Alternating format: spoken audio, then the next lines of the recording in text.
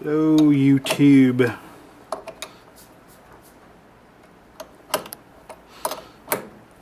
Got to redo some things on this battery box, and I have to finish it, doing the connections and stuff. These marine terminals, turns out that they're a different size post for positive than they are for negative, and I was not aware of that. So I've got to replace them.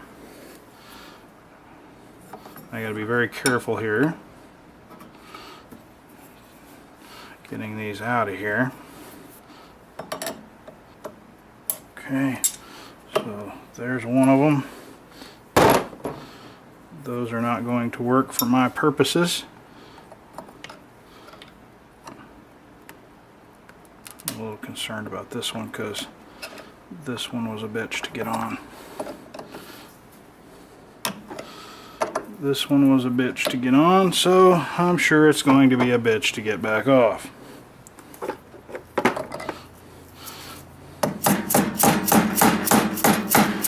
There we go. Break it free.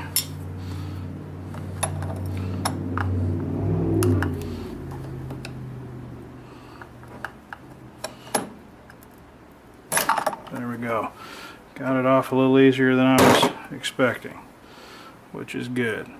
Okay, now I need to remove one of these negative ones and move it over to here. So I'm going to have the two negative posts on one battery, and then I'm going to replace these ones over here completely. Or I can remove this one and put it here and then use the rear post. So I think what I'm going to do is remove this one, move it here. That's what I think I'm going to do. And so that is what I'm going to do. It has now gone from the planning stage into action.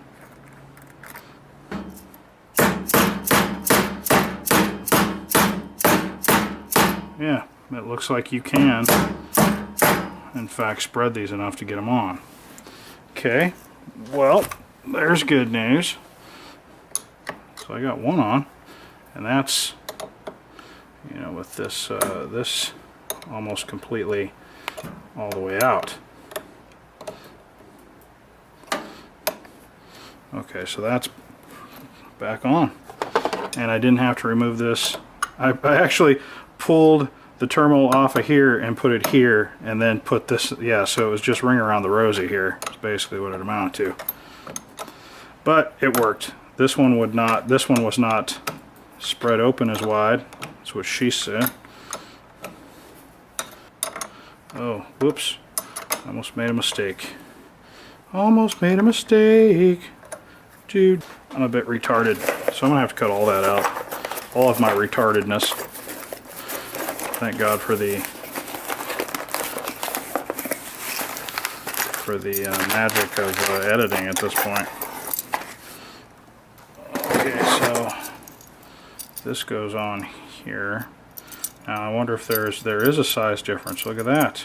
There is a size difference, positive and negative, which I never knew was a thing. Never realized that before. Never realized that there was a size discrepancy between positive and negative before.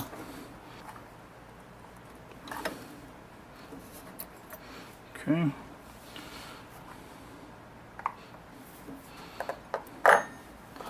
It's going to be it is a 16.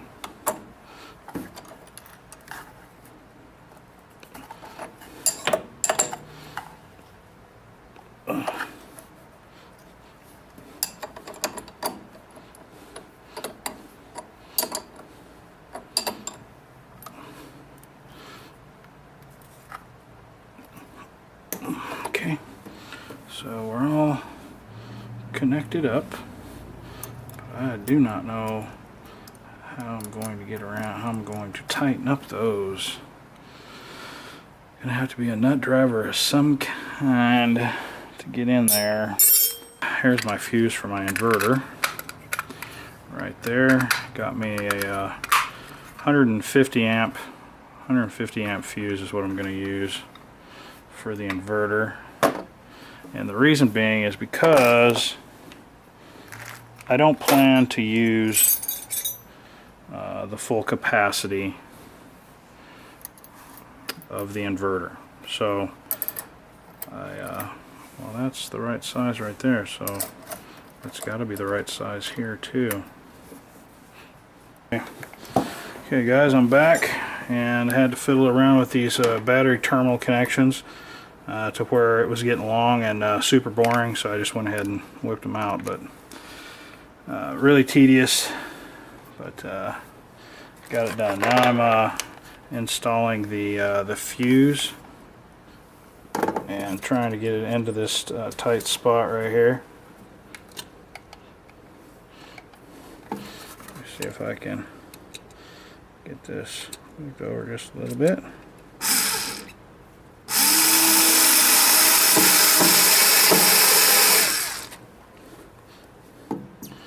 I gotta be careful not to break the plastic or anything.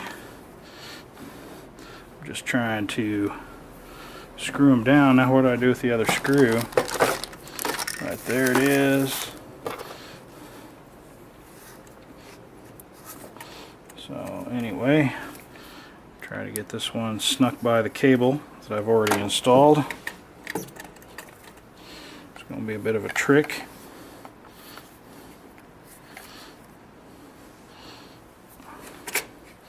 I might have to, yeah, I'll have to take it off. I didn't get away with it.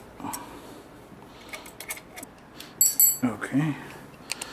And let me tighten this fuse up.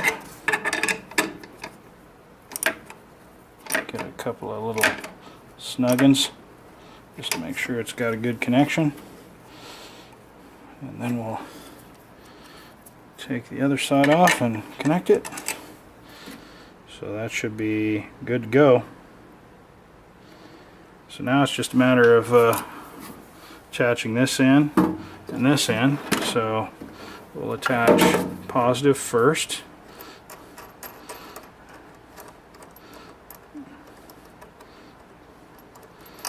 Okay, positive cable. Okay, there's our positive connection, and then our negative connection, and then the inverter will be on and running. We'll be able to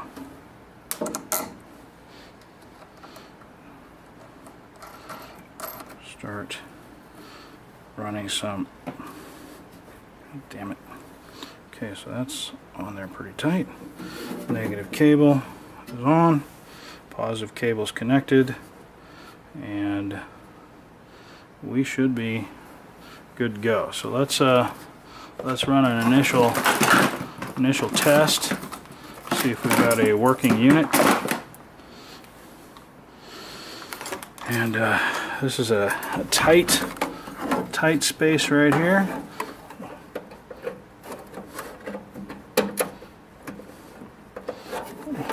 Flipped around the other way. Okay, here we go. Okay, now the inverter switched on, no problem. And this is an LED bulb, by the way, and I hear that they have problems running on inverters. And apparently not this one. This one is looking like it works fine. So let's self-power some lighting for us and let that run while we continue to work. Alright, so there's good news. We do have a working setup now, which is good. I'm a little concerned, as I know that some of you probably are, that this inverter is going to get hot in here, being at such close quarters.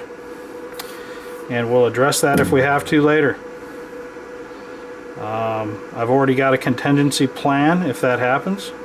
I got two things I can do. I can add fan to the inside of this box, or I can relocate this inverter once it's installed in the van permanently to the outside of the box, which I may end up doing. I don't know, but we'll just have to see how it goes if it gets hot. I don't plan to run this thing anywhere near its capacity, so I'm thinking it should be good.